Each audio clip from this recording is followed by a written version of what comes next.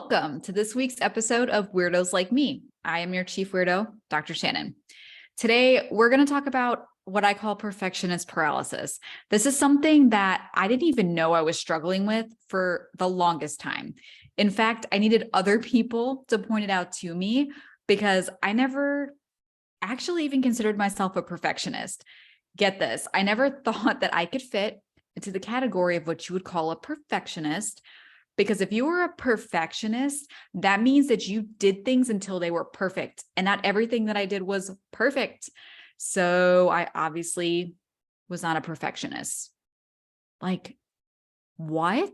I mean, is there anything more oxymoronic about being a perfectionist than what I just said? Yeah. Anyway, so I think a lot of us get subconsciously programmed to associate our achievements with our self-worth. The more you achieve, the better you are as a person. Think about how we're graded at a super young age at the start of school, all the way until you're a young adult. So you're graded A through F. If you get an A, that means you're smart, you're good, you're worthy. If you get an F, well, you fail. You're a failure. You suck. Or at least that's how it was portrayed. And eventually that becomes anchored into our minds. That's what I think, at least, right? Now we can take that even further and we can break down the levels of each grade. So sure, yes, a 90 is technically an A, but you're not really smart unless you get a 100. You just barely skated by with that A, so you need to work harder next time. That's how my brain has functioned for basically my entire existence. I was never happy with the 90. If I got a 98, I was angry with myself for missing those 2 points because I should have gotten that 100. And then you want to talk about extra credit? You mean I could get more than 100? What? Of course, I had to take every effort to now get above 100 because 100 was no longer the standard. Now the standard was 105 or 110 or whatever the highest level is. So that's just academics, right? There's also sports. And not going to lie here, I am not even going to pretend that I know anything about sports. If you haven't guessed already, I was not the sporty athletic child. I was a child trying to get 110s on their math test.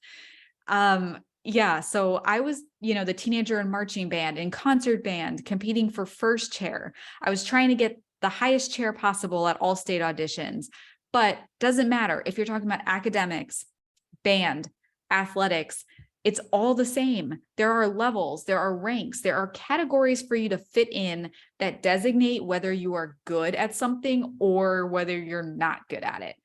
You're also told in school that you have to, well, let me put it this way. You're told in high school that you have to get this certain GPA and do all these things so that you can compete and qualify to get into a good college, because you need to get into a good college to get a good job so you can have a good life. And then once you're in college, you need to get a certain GPA and you have to volunteer and you have to do clubs and you have to do all of these other things to qualify so you can get into graduate school, because you have to get an advanced degree to have a good life.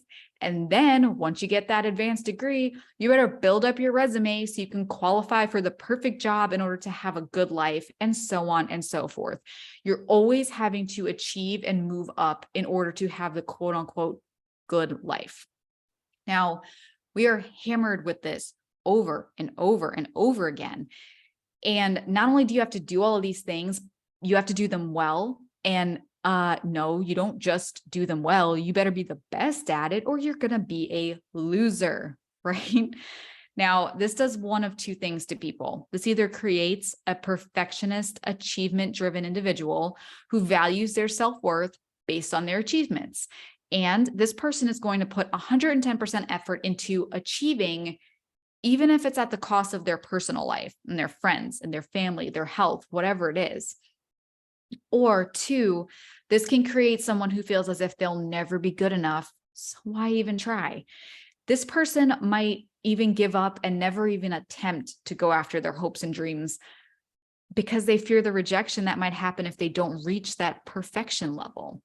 So in the second category, someone may feel as though they're never going to be good enough.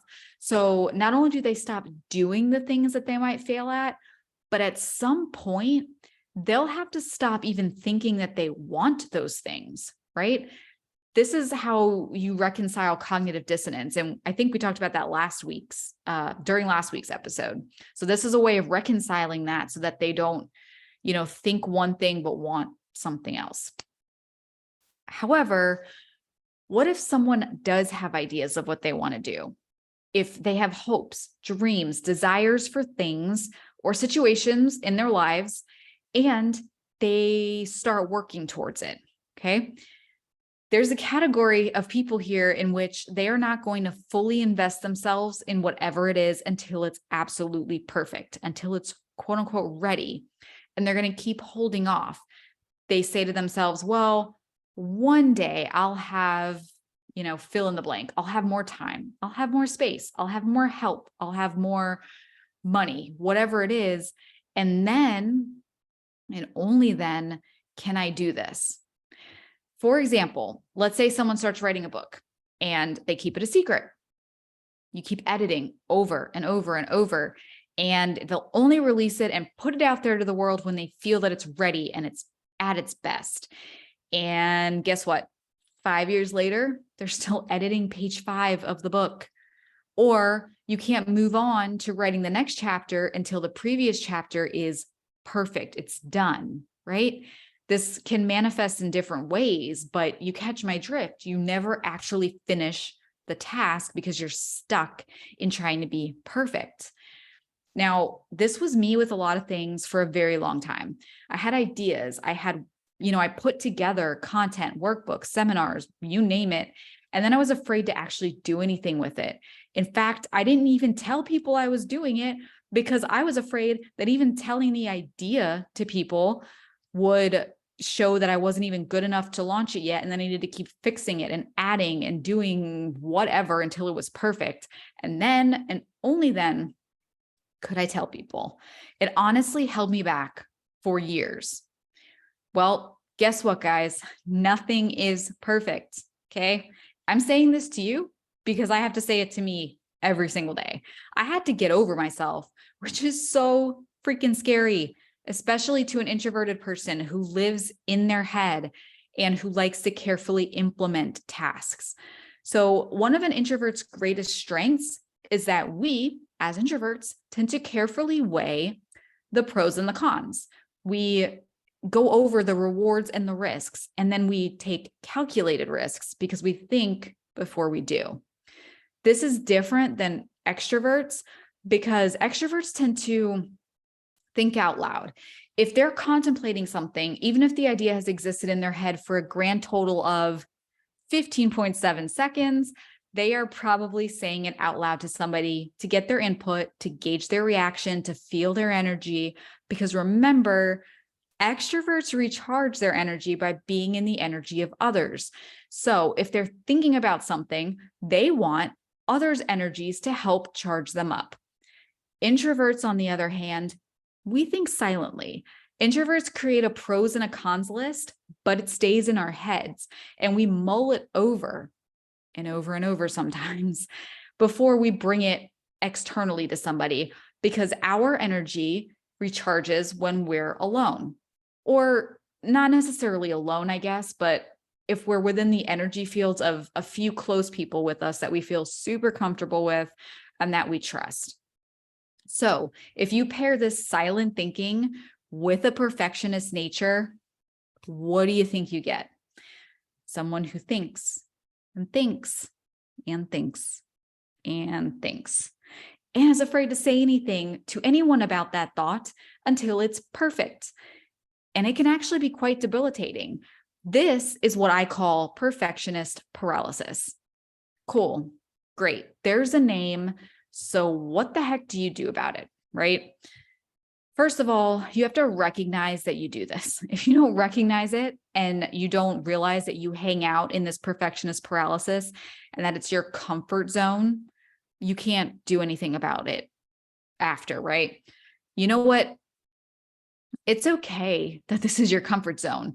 It's called a comfort zone for a reason. It's comfortable.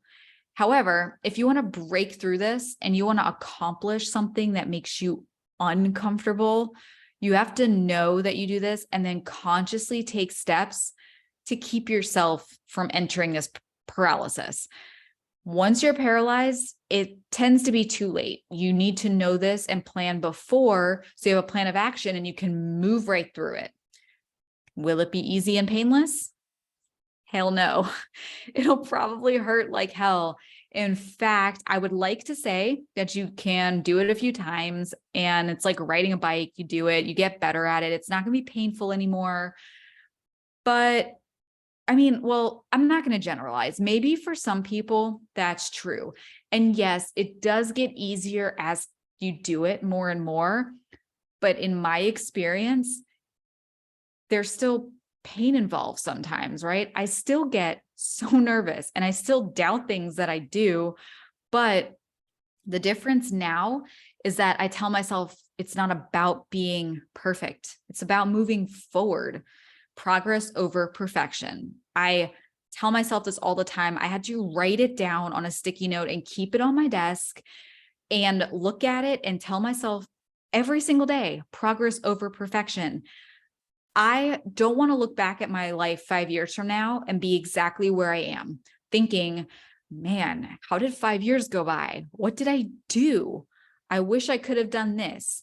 This whole shoulda, coulda, woulda thing, right? Nope, not doing it. I want to look back 5 years from now and I want to say to myself, holy crap, that was 5 years ago. I can't believe how much has changed, how much I've grown, how much I've evolved, whatever other cheesy things that you might think that sounds like. And I always thought that was cheesy too. But hey, cheesy's cool sometimes, right? Like I want those things. And I realized the only way to do that is to keep moving forward, even if things aren't my definition of perfect.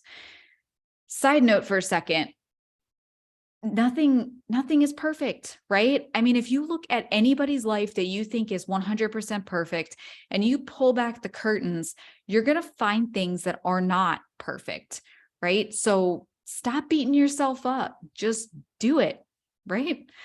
Okay, sorry, off my soapbox. All right, how do we get there, right? So if it's something that you won't be able to do or implement, or you can't get over it unless it's your version of perfect, then try delegating that to someone else. For example, if you know that you can't move on, I'm going to use a book example again, because that's all I can think of. If you know you can't move on to writing the next chapter until the first chapter is edited, then ask a good friend or a colleague to edit that chapter for you and then move on. But here's the key, make sure you move on. Ask them to do it for you and then take their word and their advice and then move on. Can you go back later and look at it? Sure, but do not let it stop you and paralyze you in that moment. It's also okay to pause and to come back to something. If a particular task or a project is causing you to enter into the state of perfectionist paralysis, then stop what you're doing, move onto a completely different task, and then come back. Sometimes inserting a small pattern interrupt is enough to get you over that hump of paralysis. Your brain will process things differently if you take a break from it. So speaking of pattern interrupts, try changing your actual environment. Okay. So if you're stumped on something and you're circling over and over and over, and you feel like you're on a hamster wheel, you're not getting anywhere, then get up, move around. I mean, if you're sitting, get up, right? Like, or if you're up, maybe sit. I don't know, do something different. Take a walk, take a drive, go to the store, take out the trash. I don't know, do something that takes you out of the environment that you are currently paralyzed in, even if it's for 10 minutes. Again, this pattern interrupt may be the trick to get your brain to re-engage in that previous task in a much easier way. And again, I don't know what you guys need to do if you want to write this down, record it and listen to it, however you learn, progress over perfection. Okay. If you don't think it's perfect, That's okay. Just do it and keep moving on. You can come back later and change something if you get an epiphany, but remember, done is better than never. In general, for me, if something is 80% where I want it to be, and I honestly have no time, no energy, or a real valid reason to go back and spend more time on something to change it, then I let it go, right? I could nitpick and tear everything apart that I do every single day, but holy crap, I would never get anything completed if I did that with everything. People ask me, how do you have time to do this and that, work full time, parent a toddler, teach live and online seminars, do podcasts, meal prep, whatever the heck else it is I do, I don't even know. And you want to know the secret? Here it is. Listen, just do it. Okay. Sounds simple, but it's the truth. When I feel myself starting to get paralyzed by my introverted perfectionistic nature, I tell myself, you know what? It's okay. Just keep going. That's it. And if I make a mistake or something isn't 100% perfect, I can always improve in the future. I'm not stuck in whatever state I am currently in. Every day is a new day. Now, am I afraid to let people see me make mistakes and fail? Yes. Okay. Total honesty. Yes, I am. If somebody says that they're not afraid of letting people see the mistakes that they make, if they truly mean it, then good for them. Total props, like mad respect. Okay.